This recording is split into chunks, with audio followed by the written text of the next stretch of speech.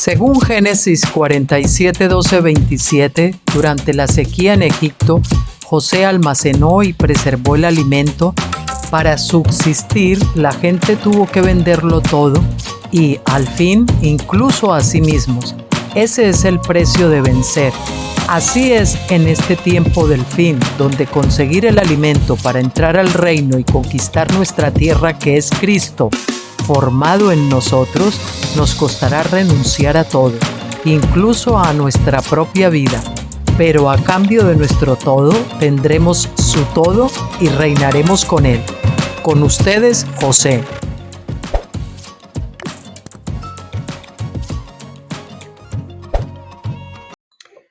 Hola, ¿cómo están? Saludos afectuosos para todos. Un placer estar de nuevo con ustedes, comenzando esta semana.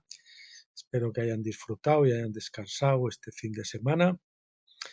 Y bueno, pues hoy nos toca ver dos capítulos del libro Sionismo Cristiano, tal como quedamos. Vamos a ir al por capítulo 3 y el 4, muy interesantes además. Y bueno, antes decirles también para aquellos que no ven el vídeo hasta el final, por lo menos que sepan lo que viene a continuación, para que sepan lo que se pierden. El ciclo de bendición, capítulo 25, veremos de el libro Daniel, profeta de las edades, capítulo 3, que con este capítulo ya vamos a el Daniel, profeta de las edades, el tomo 3, doctor Stephen Jones, que con esto ponemos fin al libro ya. Y bueno, habremos terminado los 3 tomos, es un logro, es una bendición, y ahí queda todo el Apocalipsis, todo el libro de Daniel. Vean primero Daniel, escuchen Daniel, y después vean o escuchen el de Apocalipsis. Y bueno, con esto y todo lo que hemos hablado en cuanto al tema escatológico y el libro Sionismo Cristiano, pues vamos a cerrar este capítulo, el tema escatológico, y bueno, nos meteremos en otros libros. Bien, pues nada, vamos entonces a ir a por el sionismo cristiano. Capítulo 3, 2 naciones y 2 ciudades. Israel originalmente era solo un hombre llamado Jacob. Posteriormente, el término se extendió a su hogar, no solo a sus hijos, sino a todo su pueblo-ciudad. Recordemos que el propio Abraham, 2 generaciones antes, contaba con 318 hombres nacidos en su casa que estaban en edad militar, y estos fueron enviados a rescatar a su sobrino Lot, como nos dice Génesis 14:14, que dice: cuando Abraham oyó que su pariente había sido llevado cautivo, sacó a sus hombres entrenados, nacidos en su casa, 318, y fue en su persecución hasta Dan. Bueno, decirles que no les dije que hoy es lunes 15 de julio del 2024 y en España ahora son las 18:27, las 6:27 de la tarde. Continuamos. Si incluimos a sus familias, mujeres, niños y ancianos, la casa de la fe de Abraham, Gálatas 6:10, es cuando le dice la casa de la fe, debe haber contado con al menos 2000 personas. Ninguna de ellas era descendiente de Abraham, sino que eran simiente de Abraham solo por la fe. 2 generaciones más tarde, Jacob Israel se mudó a Egipto por invitación de José. Génesis 46:1 dice que Israel partió con todo lo que tenía y tomó su ganado y sus propiedades. Génesis 46:6. No es probable que dejara a los pastores en Canaán. Si había alrededor de 2000 personas en los primeros días de la estancia de Abraham, ¿cuántas habría 2 generaciones después en el tiempo de Jacob? Un mínimo de 10.000 tal vez. Estos fueron a Egipto con Jacob, aunque en Éxodo 1:5 solo se contó su familia inmediata, los de lomos de Jacob. Cuando salieron de Egipto bajo Moisés, eran alrededor de 6 millones. La mayoría de estos israelitas no descendían directamente de Jacob de Israel. Los hijos de Jacob eran los líderes de las tribus, pero la mayoría de las tribus israelitas no eran miembros naturales de la familia, eran de la familia de la fe y por lo tanto se les podía llamar israelitas. Bueno, el punto que está haciendo aquí el doctor Stephen Jones es que no todos son descendientes puros israelitas de lo que es la nación Israel, incluso desde el principio, porque ahí vemos que toda la servidumbre que tenía Abraham, que no eran descendientes directos de él, pues como dice él, habían sido como 2000 personas aproximadamente, mientras que cuando bajaron, pues habían sido la familia inmediata, que eran pues muchos menos, ¿cuánto eran? Ciento y pico, no sé dónde. No, perdón, son unos 318 frente a los 2000 que podía haber aproximadamente, haciendo un cálculo ahí aproximado, ¿no? Entonces, y luego, pues incluso de los 6 millones con Moisés, pues la inmensa mayoría no eran de las tribus, sino que se adhirieron a esas tribus, ¿no? Entonces no eran carnales, descendientes carnales, sino de la familia de Israel por la fe. Bueno, estábamos diciendo que un mínimo de 10.000 tal vez, ¿no? 2 generaciones. Estos fueron a Egipto con Jacob, aunque en Éxodo 1:5 solo se contó su familia inmediata, de los lomos de Jacob. Cuando salieron de Egipto bajo Moisés eran alrededor de 6 millones, como hemos dicho, y la mayoría no descendían directamente de Jacob de Israel. Bueno, eso ya lo dijimos. En otras palabras, Israel se había convertido en una nación de un número desconocido de etnias, y a menudo se hace referencia a Israel como una nación. Muchos años después, Isaías nos dice que los extranjeros eran bienvenidos a unirse a la nación de Israel, Isaías 56:6, como ciudadanos iguales del reino. Su estatus se aclara aún más tarde en el Nuevo Testamento, especialmente a través del ministerio del apóstol Pablo, con su enseñanza sobre un nuevo hombre. La noción moderna de que uno es israelita solo si puede rastrear, ver su árbol genealógico, hasta Abraham o Israel, no tiene fundamento bíblico alguno. El término es un término nacional, no racial. Eso, aunque les duela a muchos, pero es así desde los principios, ya desde la época de Abraham. Confundiendo a Israel y Judá. Uno de los errores más atroces que cometen los cristianos sionistas es confundir a Israel con Judá. Repetimos eso que lo hemos puesto en negrita y subrayado. Uno de los errores más atroces que cometen los cristianos sionistas es confundir a Israel con Judá. Después de la muerte de Salomón y una disputa sobre altos impuestos sin representación, 10 de las tribus se negaron a reconocer al hijo de Salomón, Roboán, como su rey. Primero de Reyes 12:16. El reino estaba dividido y esto creó un problema. ¿Qué grupo tenía el derecho legal de conservar el nombre de Israel? Jacob había dado su nombre Israel a los hijos de José. Eso nos lo dice Génesis 48:16. Estos llegaron a ser los jefes de las tribus de Efraín y Manasés, las cuales se rebelaron contra Roboán después de la muerte de Salomón. Así las tribus del norte conservaron el nombre de Israel. Las 2 tribus restantes tuvieron que elegir un nombre alternativo, decidiéndose por el nombre de la tribu dominante Judá. Solo aquellos, esto también atentos porque va subrayado y en negrita, solo aquellos en unidad con los hijos de José podrían llamarse a sí mismos, vamos a corregir esto un poco, mejor lo leemos así, solo aquellos que estuvieran en unidad con los hijos de José podrían llamarse a sí mismos israelitas a partir de ese momento. Y todos los profetas reflejaron esto. El término moderno judío es la abreviatura de Judá. Cuando la nación se dividió, los judíos dejaron de ser israelitas en sentido nacional. Dejaron de pertenecer a la nación de Israel. Solo cuando los profetas hablaron de una futura reunificación, los judíos pudieron ser llamados israelitas. Sin embargo, cuando los asirios conquistaron Israel y los deportaron a Jalak, Jabor y junto al río Gozán, segundo de Reyes 17:6, para nunca regresar a la antigua tierra, los judíos comenzaron cada vez más a pensar que habían reemplazado a los israelitas en el asunto de la primogenitura. Después de todo, Dios se había divorciado de la casa de Israel, como dice Jeremías 3:8 y Oseas 2:2. Pero Judá no podía reemplazar a Israel porque hay numerosas profecías sobre la restauración y el nuevo matrimonio de Israel. La más notable está en Oseas 2:19. Te desposaré, se refiere a Israel, conmigo en fidelidad, entonces conoceréis al Señor. Esta profecía no se refería a Judá sino a Israel.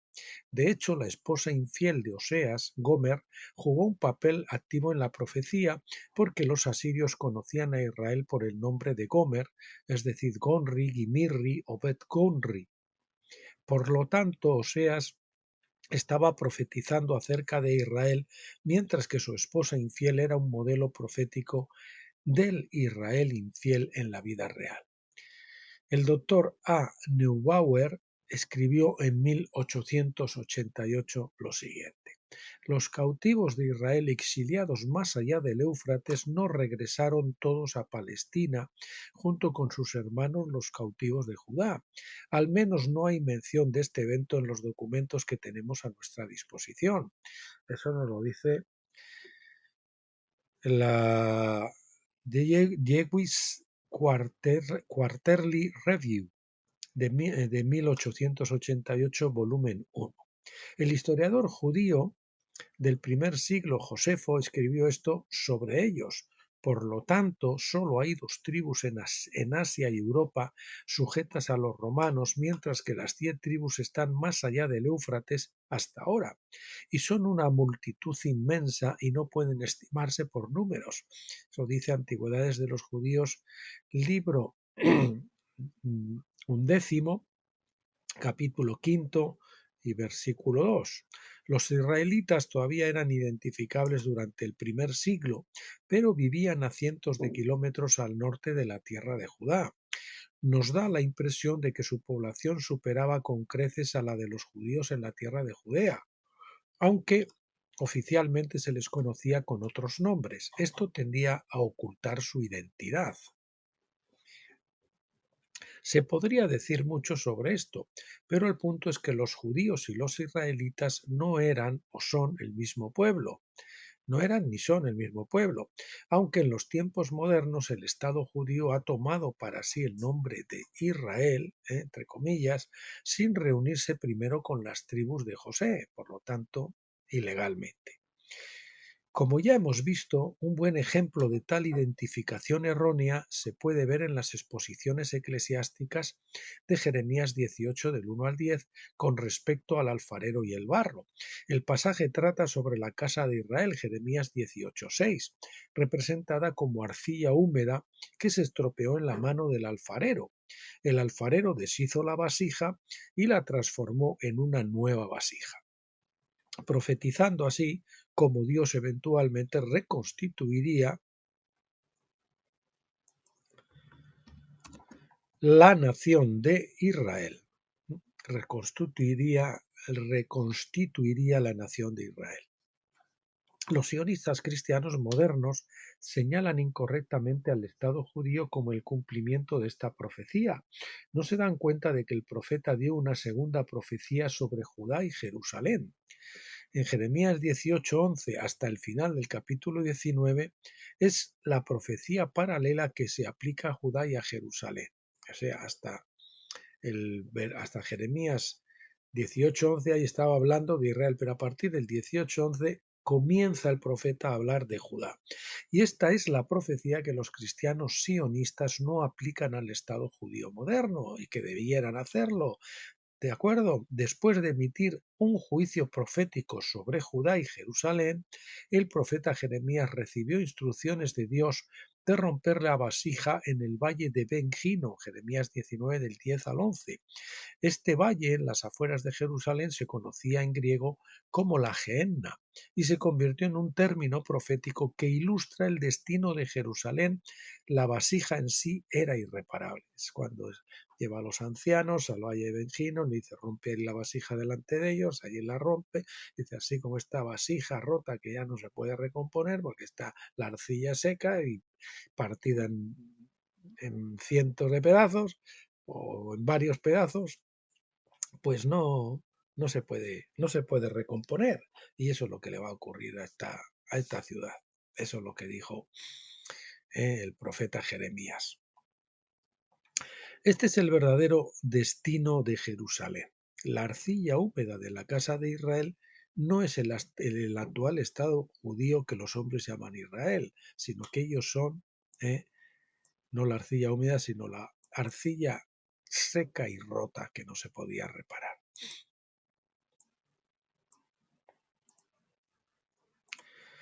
Dos Jerusalenes. Vamos a ver que aquí es donde muchos también de forma errónea se confunden en las profecías porque aplican todo a la vieja Jerusalén y no, los profetas del Antiguo Testamento no distinguían en cuál de las dos Jerusalenes profetizan, pero solamente Juan y otros autores en el Nuevo Testamento pues nos enseñan cómo aplicar esas profecías a qué ciudad, si a la vieja o a la nueva. Bien, dos Jerusalenes. La palabra hebrea para Jerusalén es Jerusalayim. Literalmente significa dos Jerusalenes. La terminación allín además es dual. También tiene otra terminación im, que hace una palabra también que sea plural, es decir, más de uno. Es decir, que hay más de una ciudad.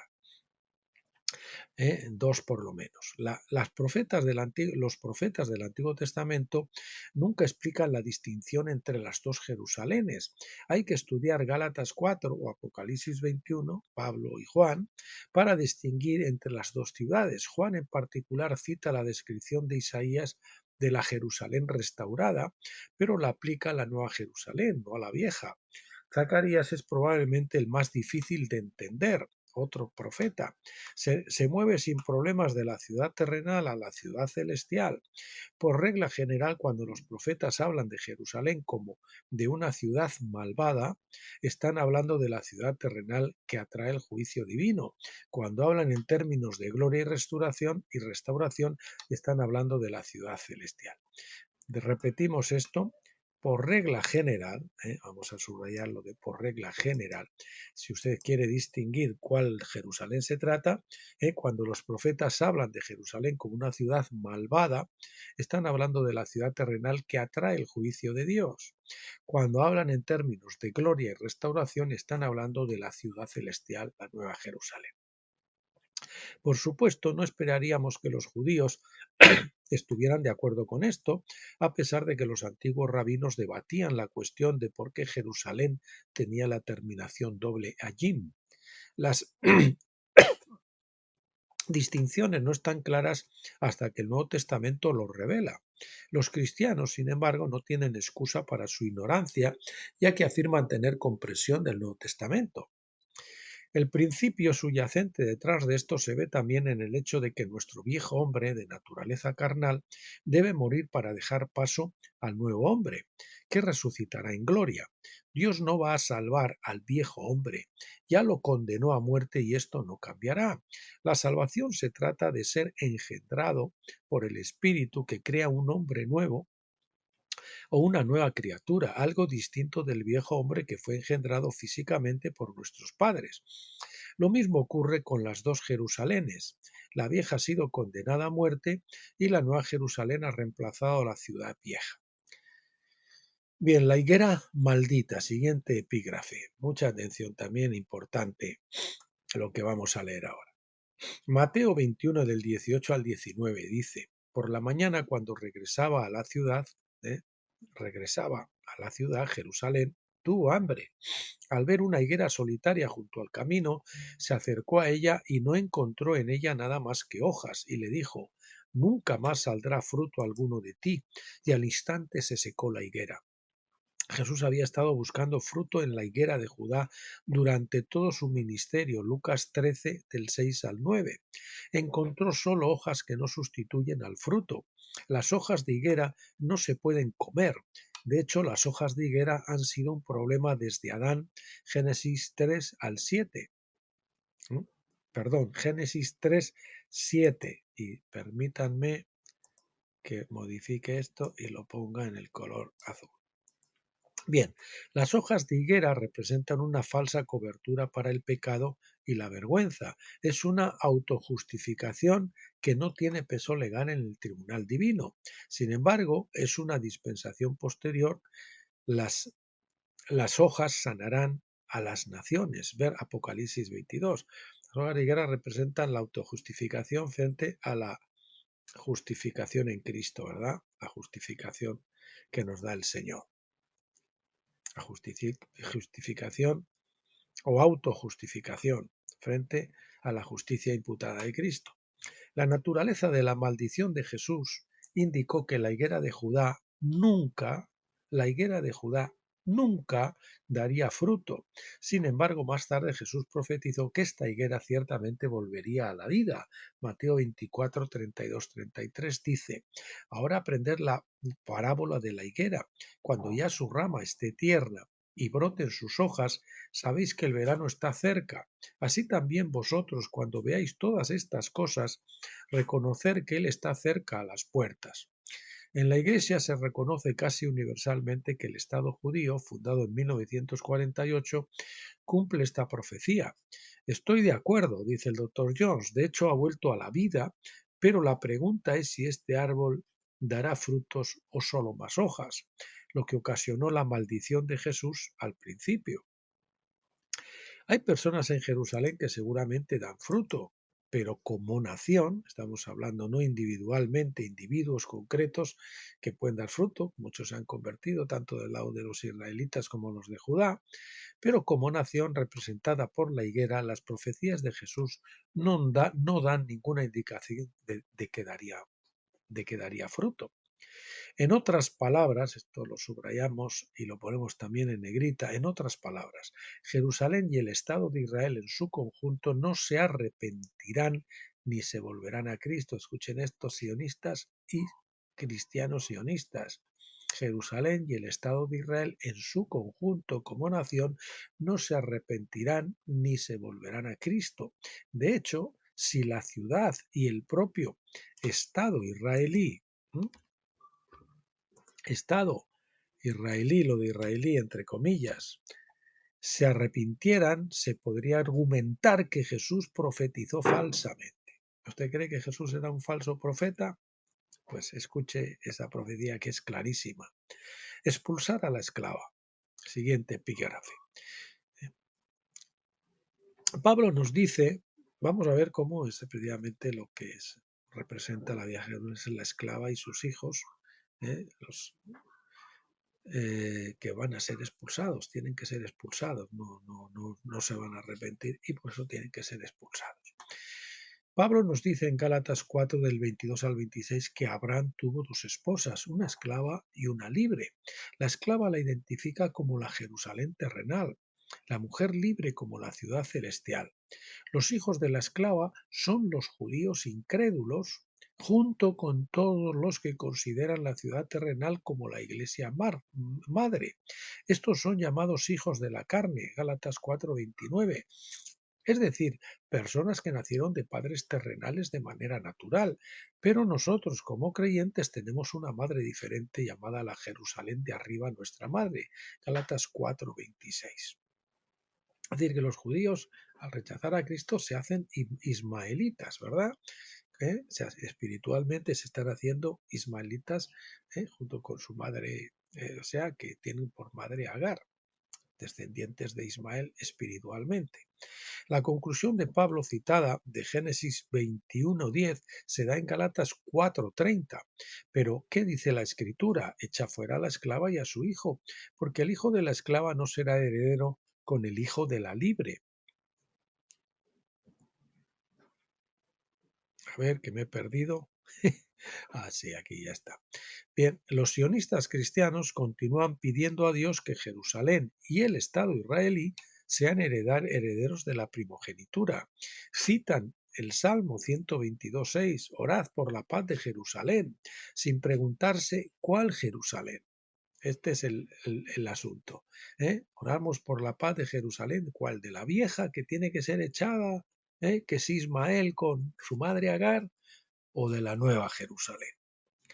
El nombre de la ciudad se deriva de la palabra hebrea shalom, paz. Por lo tanto, orar por la paz de Jerusalén es orar para que la ciudad cumpla el llamado inherente a su nombre. Pero los profetas rebautizaron la ciudad como ciudad sanguinaria, ¿verdad? Ciudad sanguinaria. Ezequiel 24:6, 9 y Nahum 3:1, debido a su violencia hacia los inocentes y sus sacrificios humanos. Violencia y sacrificios humanos. Es por esta conducta de consumir sangre, por así decirlo, sanguinarios, ávido de sangre, sediento de sangre, se dice, ¿verdad? Pues es como si fuese consumir sangre, que Jerusalén perdió su estatus de ciudad de paz y fue reemplazada por una segunda ciudad con el mismo nombre, la Jerusalén celestial. El apóstol Pablo comenta esto en Gálatas 4, diciéndonos que la Jerusalén terrenal representa el antiguo pacto, mientras que la Jerusalén celestial representa el nuevo pacto. Alegóricamente hablando, estas dos ciudades estaban representadas por las dos esposas de Abraham, Agar y Sara. Los judíos que rechazaron al mediador del nuevo pacto optaron por permanecer bajo el antiguo pacto, que fue instituido en el Sinaí. Esto identificó a Jerusalén con el Sinaí en Arabia, dijo Pablo.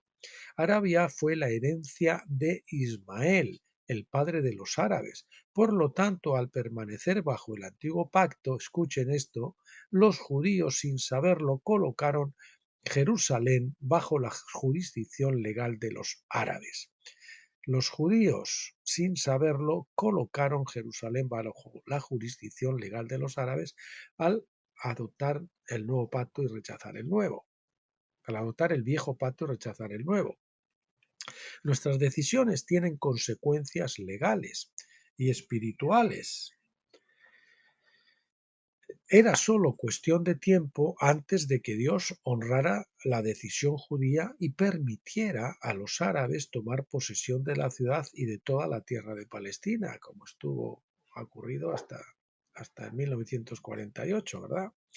Los árabes conquistaron la tierra en el siglo VII, aunque los cruzados cristianos disputaron su derecho y título durante los siglos siguientes.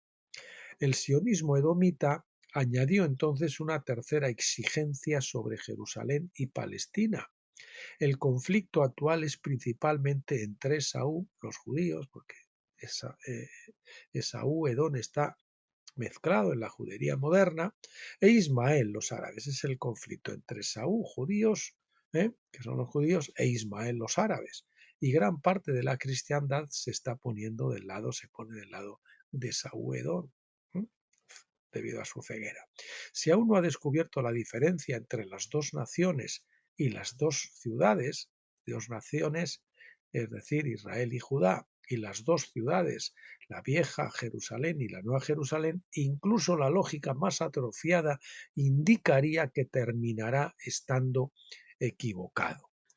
Bueno, pues nos vamos a ir al siguiente capítulo, el capítulo 4, justicia para Esaú. Esaú le fue despojado de su derecho a la primogenitura sin que se hubiese demostrado un hijo indigno que fuese objeto de ser desheredado por ser indigno, y fue además despojado de ello legalmente con mentiras y con argucias de parte de Jacob y su mamá.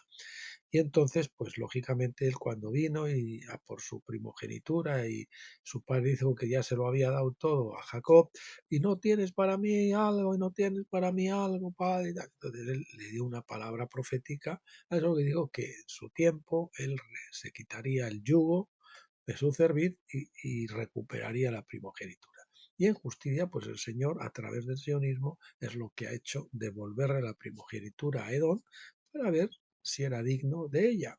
Y lo que ha hecho pues Esaú Edom es mostrarse el sionismo pues violento, eh, terroristas, etcétera, etcétera, completamente indignos de producir los frutos del reino, y por lo tanto el Señor ya les ha dado su tiempo, y ahora como son indignos, ha probado que son indignos, pues el Señor los va a sacar de allí. Bien, justicia para Esaú. Antes de 1948, la mayoría de los cristianos que apoyaban el sionismo creían que los judíos se arrepentirían y volverían a Cristo antes de poder regresar a la antigua tierra. Cuando esto no sucedió, pensaron que su arrepentimiento ocurriría después de 3 años y medio, es decir, alrededor de 1952. Esto se basó en la creencia de que la guerra que estalló en 1948 fue el comienzo de una gran tribulación de 7 años. Algunos enseñaron que Cristo regresaría en medio de esta tribulación, es decir, a la mitad de esta tribulación. En 1953 estaba claro que esta creencia era incorrecta. Entonces su atención se centró en una visión post-tribulación, asegurando asegurando a todos que los judíos se arrepentirían en 1955.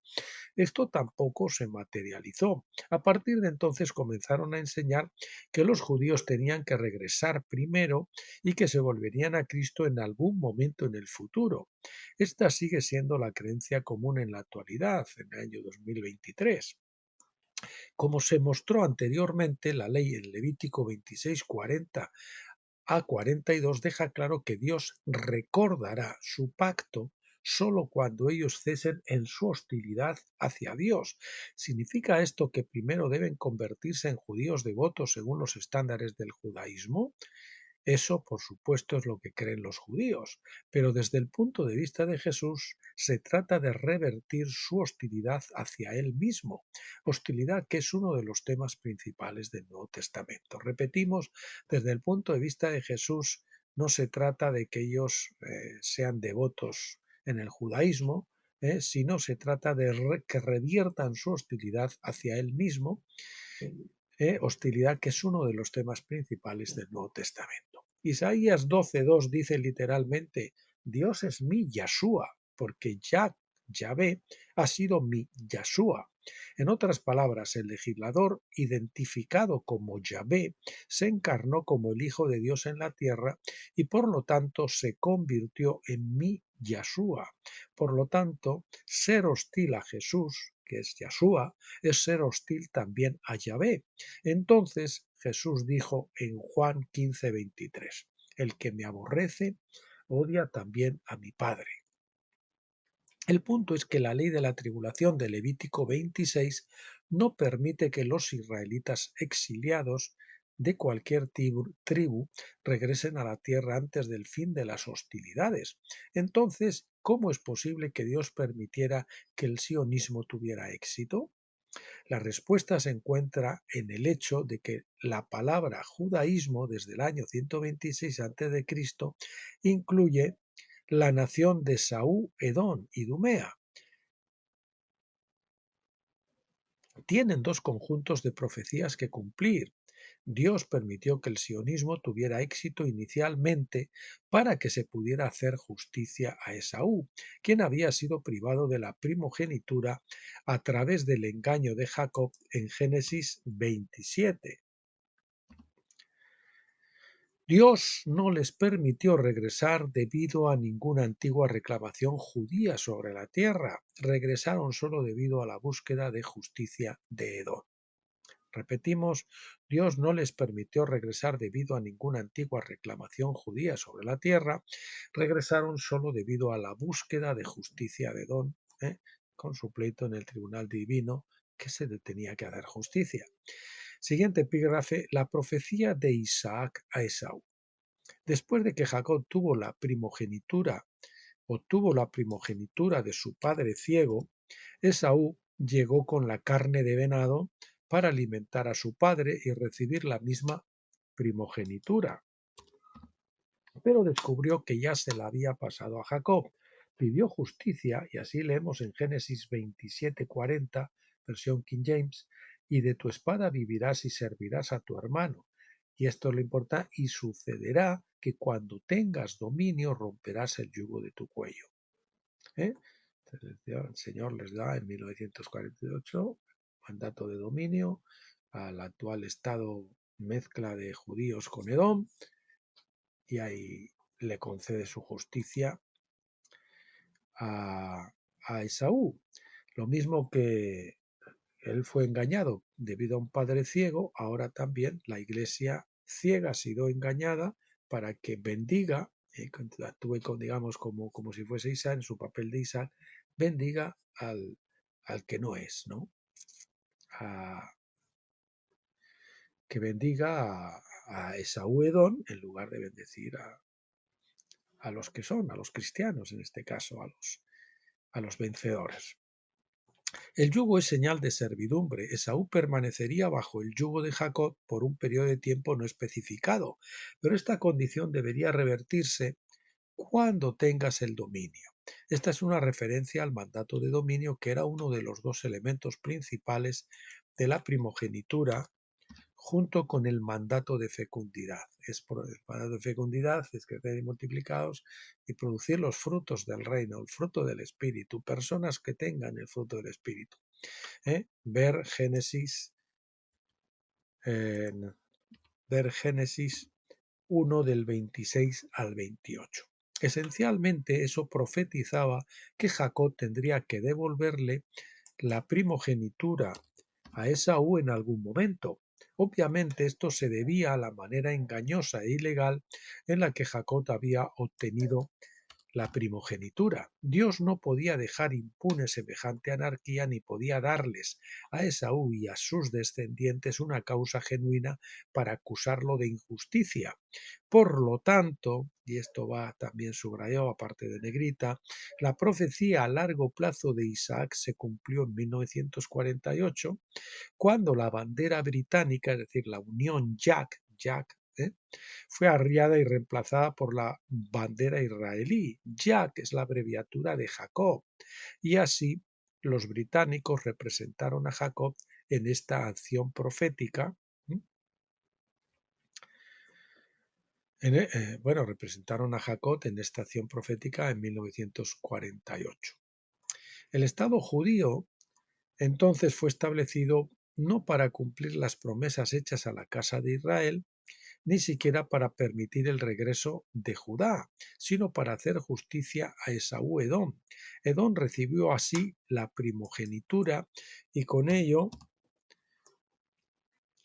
vino el nombre de la primogenitura Israel, de forma ilegal también en este caso, ¿no? Porque no les correspondía, pero ellos han engañado. Lo mismo en este caso es Edom el que engaña a Jacob. Esaú es el que engaña a Jacob, ¿verdad? A la larga, Edom no podrá retener el nombre de Israel o la tierra, porque Edom no está llamado a retener la primogenitura.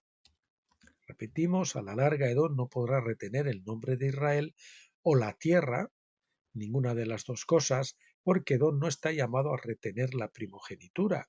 La profecía dada antes de su nacimiento lo muestra claramente en Génesis 25-23, que dice: el mayor servirá al menor. Sin embargo, a corto plazo, el hijo mayor, más bien, a corto plazo si miramos desde 1948, y a largo plazo si miramos desde la antigüedad, desde cuando Isaac le bendijo a Jacob. El hijo mayor debía romper el yugo de su hermano menor para restaurar el orden legal que Jacob había violado mediante su engaño. Entonces, desde la perspectiva de la ley y la profecía, 1948 marcó el tiempo en que el dominio pasó de Jacob a Esaú. A corto, vamos a poner aquí entonces desde 1948, así sí, a corto plazo, desde 1948, entonces sí podemos ponerlo aquí sin problema. Continuamos. Esto fue para darle a Esaú la oportunidad de demostrar que era indigno y así poder ser desheredado legalmente. Creemos que Esaú que a Esaú se le dieron 76 años para mantener el dominio, eso es lo que cree el doctor Stephen Jones, y esos han terminado.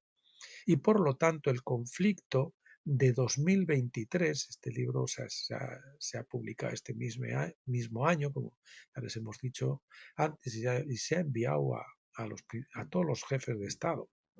El conflicto de 2023 en Gaza, que todavía está en vigencia, bien podría ser el comienzo del fin del dominio de Esaú. Podría ser el fin del dominio de Esaú, Edom. Bueno, siguiente epígrafe. El sionismo de Esaú. El sionismo es el que reclama, es el reclamo de la tierra, ¿no? De Esaú. Jacob y Esaú reclamaron cada uno la promesa del antiguo pacto de heredar Canaán. Reclamaron cada uno la promesa del antiguo pacto de heredar Canaán.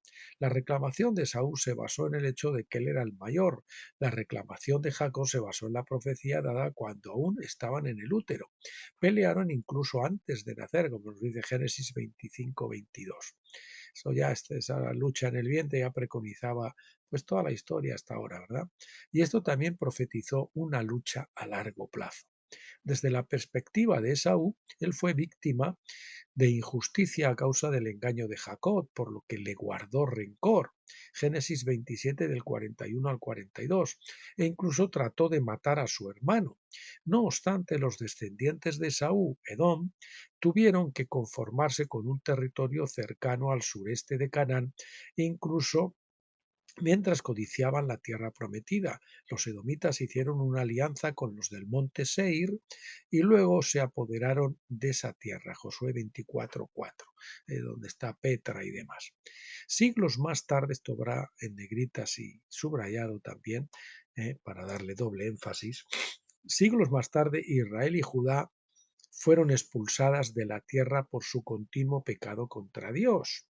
Los edomitas vieron esto como una oportunidad para reemplazarlos y tomar la tierra como herencia. Ezequiel 35 es una profecía contra el monte Seir, versículo 2, y todo Edom, versículo 15, por regocijarse cuando Israel y Judá fueron tomadas cautivas y expulsadas de la tierra. Ezequiel 35 del 10 al 11 dice: por cuanto a... Perdón, se me escapó esto está mal. Vamos a llevarlo un poquito así. Ahora, por cuanto habéis dicho, estas dos naciones y estas dos tierras serán mías y las poseeremos, aunque el Señor estaba allí, por tanto vivo yo, declara el Señor Dios, haré con vosotros conforme a vuestro enojo, y según vuestra envidia que mostrasteis a causa de vuestro odio contra ellos. Las dos naciones y tierras en cuestión son Israel y Judá. Los edomitas parecían creer que nunca regresarían del exilio, lo que les dio la oportunidad de cumplir la profecía de Isaac a Esaú. Pero a Dios no le gustó su ira, envidia y odio, aunque los propios israelitas nunca regresaron. A los judaítas se les permitió regresar debido a que estaba Edom mezclado con ellos, después de 70 años en Babilonia. Perdón, no, aquí no es eso es ahora, no en el tiempo de Babilonia. Aunque a los propios israelitas nunca regresaron, a los judaítas se les permitió regresar después de 70 años en Babilonia para que el Mesías pudiera nacer en Belén de Judea según la profecía de Miqueas 5:2. Nuevamente leemos en Ezequiel 36:5. Por tanto, así dice el Señor Dios, ciertamente en el fuego de mi celo he hablado contra las demás naciones y contra todo Edom, los cuales se apropiaron de mi tierra como posesión con alegría de todo corazón y con desprecio de alma para expulsarlo en busca de presa. Esto implica que Edom recibió ayuda del resto de las naciones para apropiarse de mi tierra. Es difícil decir si esto ocurrió durante el cautiverio babilónico, pero parece encajar muy bien con lo que ocurrió en 1948, cuando las Naciones Unidas ayudaron a los sionistas a apropiarse, es decir, a dividir una porción de esa tierra para ellos.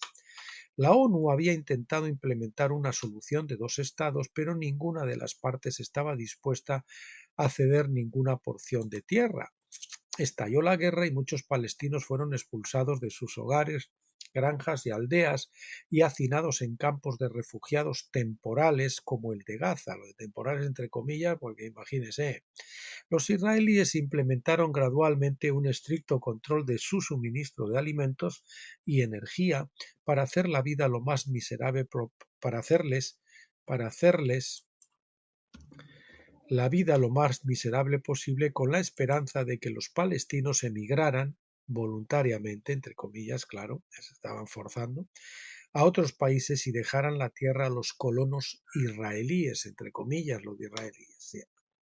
Algunos se marcharon, pero la mayoría se quedó. Después de 75 años de opresión y maltrato, Gaza finalmente estalló el 7 de octubre del 2023. Malaquías 1 del 2 al 4 es otra profecía del sionismo edomita que dice así: Yo os he amado, dice el Señor, pero dices, ¿cómo nos has amado? ¿No era Esaú hermano de Jacob?, declara el Señor. Sin embargo, amé a Jacob, pero aborrecí a Esaú y convertí sus montañas en desolación y destiné su herencia a los chacales del desierto. Aunque Edom dice, hemos sido derribados, pero volveremos y edificaremos las ruinas, así dice el Señor de los ejércitos. Ellos podrán edificar, pero yo derribaré, y los llamarán tierra impía y pueblo contra quien el Señor está indignado para siempre. Cuando Dios declaró, he aborrecido a Esaú, estaba protegiendo los derechos de Esaú como el odiado hijo primogénito, según la ley en Deuteronomio 21:16. La condición de hijo odiado fortaleció el caso de Esaú ante el tribunal divino, asegurando que Jacob tendría que devolver la primogenitura a su hermano mayor. Por esta razón, Edom pudo decir, volveremos y edificaremos las ruinas. Dios no contradijo esto, sino que dijo, ellos podrán edificar, pero yo derribaré. La versión King James es más enfática y dice, ellos edificarán, pero yo derribaré. Las aspiraciones sionistas de Edom entonces son temporales, pero muy reales. Si los palestinos hubieran sido conscientes de esta profecía y hubiesen creído en ella, que eso iba a ser temporal, sus vidas habrían sido extremadamente difíciles, pero más llevaderas, sabiendo que sería limitada en el tiempo. Sin conocer las Escrituras, solo se preocupaban por la justicia para ellos mismos, no entendían lo que Dios estaba haciendo, ni entendían la justicia de Dios hacia Esaú a causa del engaño de Jacob.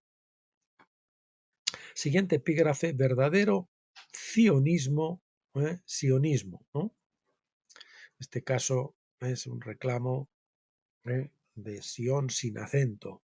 Cuando se escribe con Z así, sionismo es regresar al monte viejo, al monte físico, no al monte Sión, que es el Hermón que representa la Nueva Jerusalén. Este representa la vieja. Si bien la Iglesia sigue esperando una conversión masiva o en masa de los judíos a Jesucristo, su expectativa se basa en la creencia errónea de que los judíos son los israelitas y que el sionismo cumple las profecías que en realidad fueron dadas a las tribus perdidas de Israel. Además, cuando las profecías hablan del retorno, no ven que el regreso a Dios no se puede lograr mediante un cambio de domicilio. El regreso a Dios no se puede lograr mediante un cambio de domicilio. Si un hombre carnal se muda a un nuevo lugar, sigue siendo carnal. Yo pensando que emigrando ahí a la vieja tierra ya estaba hecho eso, pero su corazón seguía siendo lo mismo. Los profetas registran las palabras del Señor que a menudo decían, vuélvete a mí. Es siempre un llamamiento al arrepentimiento, no a cambiar de domicilio. Malaquías 3:7 pregunta, ¿cómo regresaremos? La respuesta se encuentra en dejar de robar a Dios, versículo 8, y dejar de ser arrogantes contra mí, versículo 13. Aquí no se dice nada sobre un cambio de domicilio. El sionismo era necesario en el plan de Dios para dar cabida a la petición de justicia de Esaú. Sin embargo, esto va doblemente enfatizado, el verdadero sionismo es un retorno a Dios y a un estado de justicia. Ciertamente esto no es evidente en el Estado de Israel, sino, ¿verdad?, más bien todo lo contrario. El Nuevo Testamento establece al monte Sión, es decir, el Hermón, monte Sión con acento, que es el monte Hermón, como el lugar de la filiación. Esto yo no lo aprendí hasta hace bien poco tiempo con el Stephen Jones y con Martin Stendhal, es colombiano, ya saben. Porque es donde Jesús fue transfigurado y donde se dio el pronunciamiento divino, en el Hermón. Este es mi Hijo amado en quien tengo complacencia. Mateo 17:5. Todos los que se reúnen en torno a su majestad el Rey Jesús en el monte Sión, es decir, en la Nueva Jerusalén, han llegado a un monte diferente. Hebreos 12, del 18 al 22, versión King James dice, porque no os habéis llegado al monte que podía ser tocado, es decir, el Sinaí, y que ardía con fuego, ni a la oscuridad, ni a las tinieblas, ni a la tempestad, ni al sonido de trompeta, ni a la voz de las palabras, cuya voz ellos, los que oyeron, rogaron que no se les hablara más palabra. Puntos suspensivos. Mas vosotros habéis llegado al monte Sión con acento, a la ciudad del Dios vivo, la Jerusalén celestial. El monte Sinaí corresponde a la Jerusalén terrenal, nos dice Pablo en Gálatas 4:25. El monte Sión sin acento es el monte Sinaí equivalente. Ese era el monte del antiguo pacto, del cual Jesús dijo en Juan 4:21, mujer, créeme que la hora viene cuando ni en este monte ni en Jerusalén adoraréis al Padre. Ni en este monte ni en Jerusalén. Están empeñados los cristianos sionistas en que vamos a adorar todos en el nuevo templo que se va a levantar allí y en la vieja ciudad. Tenemos un monte mejor para adorar a Dios porque debemos adorarlo en espíritu y en verdad, como dice Juan 4:24. Es decir, tenemos que haber sido engendrados de lo alto. Justificados por la fe, y después pues tenemos que ser en verdad, no es como cada uno quiere, según sus formas, según sus maneras, sino según su palabra es verdad, según Cristo, que también es la verdad. Bien, repetimos, nuestro monte es el monte Sión con acento, que es el monte Hermón, el lugar donde Jesús se transfiguró. Deuteronomio 4:48 dice, desde Aroer, que está al borde del valle de Arnón, hasta el monte Sión con acento, es decir, el Hermón, es decir, Hermón. Ahí tienen Deuteronomio 4:48, identifica el monte Sión con acento, es decir, y dice que es el monte Hermón, no es el viejo monte de Sión donde David y el templo vivían. Aquellos que piensan que se construirá un tercer templo en Jerusalén, donde todos irán a adorar a Dios en la edad venidera, quedarán profundamente decepcionados. Cristo ha venido a un monte diferente, la Jerusalén celestial desde la cual Él gobierna. El libro de Hebreos habla de cosas mejores y debemos alinearnos con estos cambios del nuevo pacto para que podamos pensar verdaderamente según la mente de Cristo. Para finalizar este capítulo con una nota muy definitoria, citamos el libro de Hebreos 12, 16 al 17. Dice así, mirad que nadie sea sexualmente inmoral ni impío como Esaú. Subrayamos lo de ni impío como Esaú, quien por una sola comida vendió sus derechos de herencia como hijo mayor. Después, como sabéis, cuando quiso heredar esta bendición fue rechazado. Aunque buscó la bendición con lágrimas, no pudo cambiar lo que había hecho. Bueno, pues ya saben, para el próximo día que toquemos el próximo vídeo que veamos del sionismo cristiano, hasta qué punto se puede engañar el doctor Stephen Jones, pues tomaremos el capítulo 5, Destino de Jerusalén, y depende de su longitud, probablemente también el sexto. Si son más o menos como estos que venimos haciendo, pues haremos 2 capítulos. Y como les dije ya en el principio, para el próximo vídeo que veamos estaremos viendo pues eso que les anuncié al principio del capítulo, que no lo voy a repetir. Bueno, pues hasta aquí hoy, entonces, queridos amigos y hermanos. Gracias por haberme acompañado. Bendecirles a todos en el nombre del Señor Jesucristo. Y como siempre les digo, hasta entonces, pásenlo bien.